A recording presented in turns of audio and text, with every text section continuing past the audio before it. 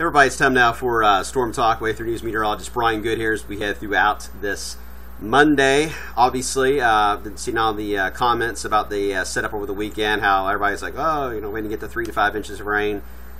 Hopefully, those of you that read and watch the blog weren't saying that, because I think we're very clear on the problems here with the setup we had and the strength of the high here to the east and how that could push it either closer to St. Louis or closer to us and yada, yada, yada. So hopefully I explained that well last week to explain why our confidence wasn't high enough to go all the way up to 100% chance of rain because of that issue. And a lot of people are upset. I understand cancel plans, but also keep in mind we didn't have flooding problems, which can kill people like it did in Louisiana. So that's a good thing that we did not have any major problems here. Now, this boundary, this flow that's still off the Gulf of Mexico, it's still stuck, but there are signs we're going to see some adjustments in that as early as tomorrow. Let me show you what the setup here. This is the RPM model, which really did a good job. By the way, it was one of the few that did push everything back northwest over the weekend.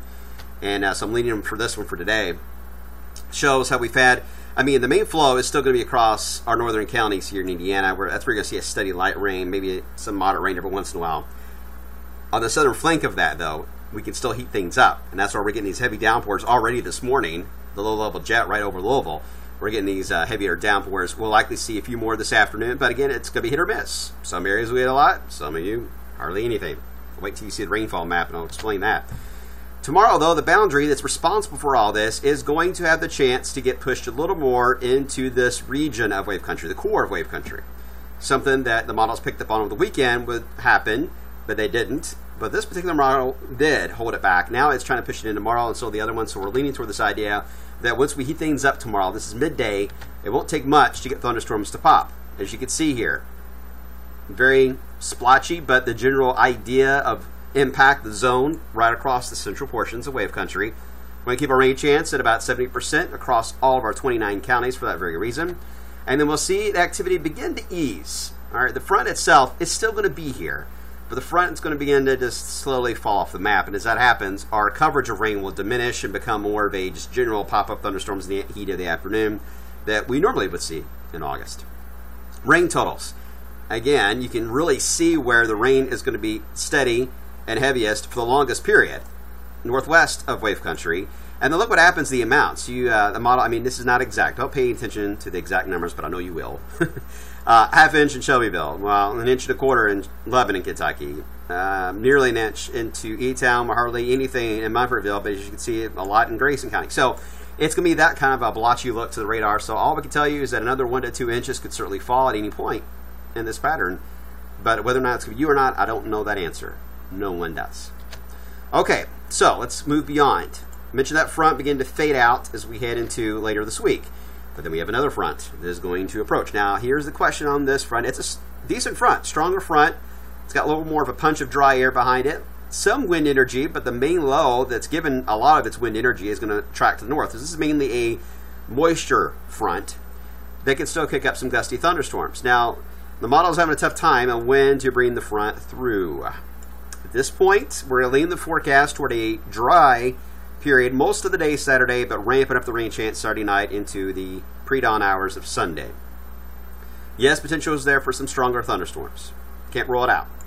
However, timing of the day is going to be key on that. I think this could be another round of heavy rain moving through the area, but we'll monitor that. If you have weekend plans, and keep in mind we do, because this is we have 3 day at the fair on Saturday, I'll be out there at noon on Saturday, and there, again, looks to be more of an issue for rain Saturday night. But stay tuned for changes on this. We'll monitor it. The good news is the front should clear us by Sunday to allow for some improving weather. Now, if the front slows down enough, we may have to put a rain chance back in our southern counties. At this point, I'm going to take it out and be optimistic. But if you live in even as close to us as E-Town, we may have to add a rain chance in at least for the first few hours of Sunday. But right now, I'm going to be optimistic and say we'll dry out. Now, are you going to notice right away a big change in humidity? No, it's going to be a gradual increase in the dry air taking over the area. You'll likely have to wait until Monday to really feel and benefit from it. It does, at least the models are taking us into temperatures in the upper 70s to lower 80s. Here's a more detailed look. This is the GFS2 showing the P watts again. This is your high moisture content ahead of the front, so that's why I'm saying heavy downpours potentially on Saturday at night into early Sunday, depending on timing. And then as we get into Sunday, you can see how the moisture itself is still hanging close to the front. The really dry air, the comfortable air, is still around St. Louis, closing in on Indianapolis by Sunday afternoon. It's still fairly humid locally. That's why we can't entirely say it's going to feel fantastic on Sunday, but it will improve, if that makes sense. And but Monday, there we go. Monday, we get a chance to enjoy that cooler and drier air moving into the area. And looking longer term, here's the CFS model, which I know gets picked on a lot, but CFS all the way through September is showing more of these cool shots, active fronts moving through, so September could be very active. Notice the tropics even being detected on the CFS, which would, if these troughs keep going, a lot of the activity in the tropics would be recurving activity heading back out to the Atlantic. Euro, by the way, the last update it have was last week on long range. It was hinting at this, but it's got a new run coming in tonight, so tomorrow on the blog, hopefully I'll have a better idea of how that is looking.